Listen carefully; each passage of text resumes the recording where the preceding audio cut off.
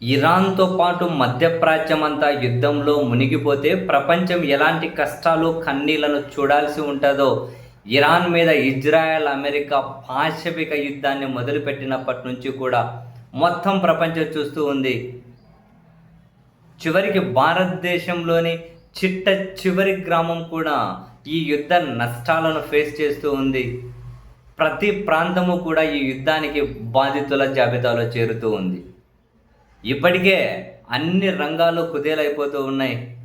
చివరికి దేశంలో ఆర్థికంగా కానీ చాలా పటిష్టంగా ఉంది అని చెప్పబడే గుజరాత్ ఆర్థిక వ్యవస్థ నడ్డి కూడా విరగబోతూ ఉంది. గుజరాత్లోని మోర్బీ ప్రాంతం ప్రపంచంలోనే అతిపెద్ద టైల్స్ ఉత్పత్తి కేంద్రం. దాదాపు 600 నుంచి 800 యూనిట్లు ఉంటాయి అక్కడ, టైల్స్ తయారు చేసే యూనిట్స్ మోర్బీ ప్రాంతంలో. ప్రతి సంవత్సరం 60,000 కోట్ల రూపాయల వ్యాపారం జరుగుతుంది. గుజరాత్ జీడిపిలో మరి ముఖ్యంగా గుజరాత్ జీడిపిలో మ్యానుఫ్యాక్చరింగ్ వాటానే 47%. అందులో ఈ టైల్స్ పరిశ్రమ కూడా చాలా చాలా కీలకం. సో ఆ మోర్బీ ప్రాంతంలోని టైల్స్ ఉత్పత్తి కేంద్రాల్లో 6 లక్షల నుంచి 9 లక్షల వరకు ప్రత్యక్షంగా పరోక్షంగా ఉపాధి పొందుతూ ఉంటారు. ఇప్పుడు అంతమంది బతుకులు కూడా దాదాపు రోడ్డుకు రాబోయే పరిస్థితి అయితే వెరీ సూన్ కళ్ళ ముందే కనిపించబోతూ ఉంది. ఎందుకంటే ఆ టైల్స్ పరిశ్రమకు కీలకం గ్యాసు, న్యాచురల్ గ్యాస్తో పాటు ప్రొపేన్ గ్యాస్ కూడా వాడతారు. ఎందుకంటే టైల్స్ని కాల్చాలి కదా. సో ఆ గ్యాస్ అక్కడి నుంచే రావాలి. వాస్తవానికి వాళ్ళకు అవసరమైన గ్యాసులో సగం కూడా ఇప్పుడు రావడం లేదు. ఇప్పటికే 100 యూనిట్లు మూతపడిపోయినాయట. మరో 2 నుంచి 3 రోజుల్లో 600 కంపెనీలు 600 ఆ యూనిట్లు మొత్తం మీద గ్యాసు ఈ టైల్స్ తయారు చేసే ఈ యూనిట్లు మూసేయబోతూ ఉన్నారు.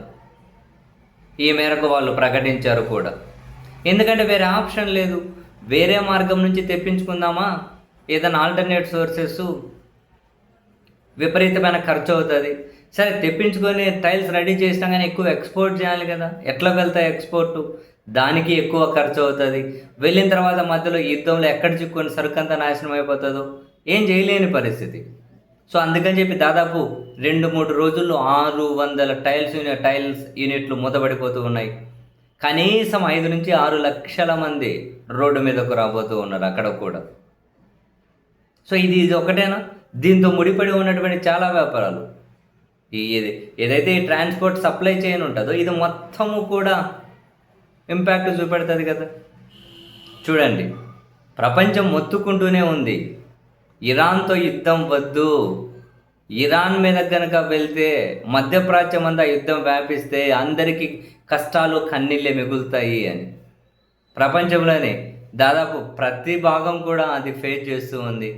భారతదేశంలోని మారుమూల గ్రామం కూడా యుద్ధ ఫలితాలు అనుభవిస్తూ ఉన్నారు, నష్టాలు అన్ని రకాలు. రైతులు, హోటల్స్, ఉద్యోగాలు, మత్స్య పరిశ్రమ, ఫార్మా, ఇదని అదని కాదు. ఒక పక్క టైల్స్, మరొక పక్క భవన నిర్మాణ కార్మికులు, ఇది అదేనేం లేదు, అందరూ ఆ యుద్ధానికి బాధితులుగానే మారిపోతూ ఉన్నారు. చాలా తీవ్ర ఇంపాక్ట్ చూపించబోతూ ఉంది. గుజరాత్ ఆర్థిక వ్యవస్థ నడ్డి విరగబోతూ ఉంది. సో దీన్ని ఎలా కాపాడుకోవాలి అని చెప్పి కేంద్ర ప్రభుత్వం ఆలోచించి వాళ్ళకి ఏదైనా కనుక సబ్సిడీ లాంటివి అందించి ఏదైనా సహాయం చేద్దామా అని ప్రధాని నరేంద్ర మోదీ గారు చర్చిస్తున్నారు అని చెప్పి వార్తలు వస్తూ ఉన్నాయి. మరి ఏం చేస్తారు? ఎలా ముందుకెళ్తారు? చూడాలి.